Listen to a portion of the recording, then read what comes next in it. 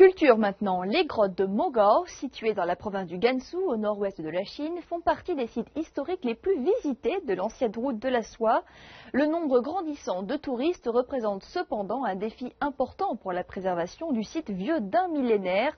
Les autorités ont récemment adopté de nouvelles mesures pour garantir la beauté des lieux pour les générations à venir. L'hiver s'annonce dans la ville de Tenhuan par une froide journée de novembre. Plus de 500 visiteurs par jour admirent cet endroit touristique. Depuis début août, les visiteurs peuvent acheter leur billet en ligne, un billet qui donne accès à toute une flopée de visites. C'est très pratique d'acheter son billet sur Internet. Comme ça, on peut préparer notre visite en avance.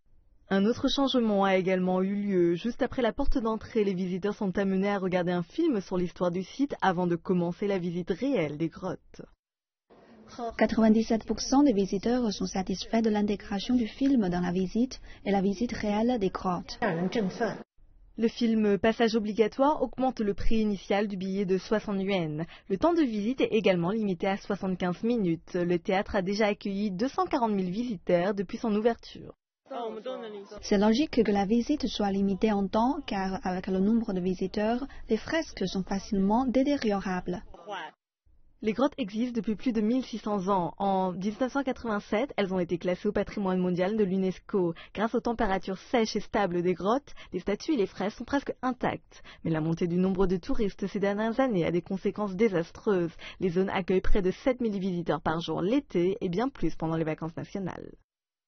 Pendant les vacances nationales, nous recevons plus de 20 000 visiteurs par jour.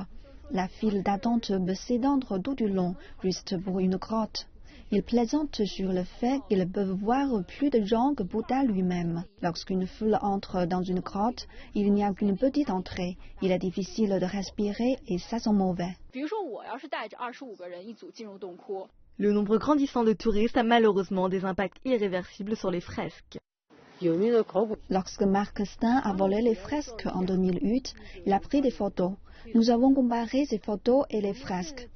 Il y a une grande différence. Nous sommes très inquiets de cet état détérioré. Lorsque l'humidité dépasse 62,5%, les cristaux de sel se dissouent et les fresques perdent leur éclat. En septembre, la ville de Tenhuan est devenue l'une des destinations touristiques les plus prisées du pays, avec le nombre le plus important de visiteurs. La grande question est maintenant de savoir comment préserver ce lieu historique.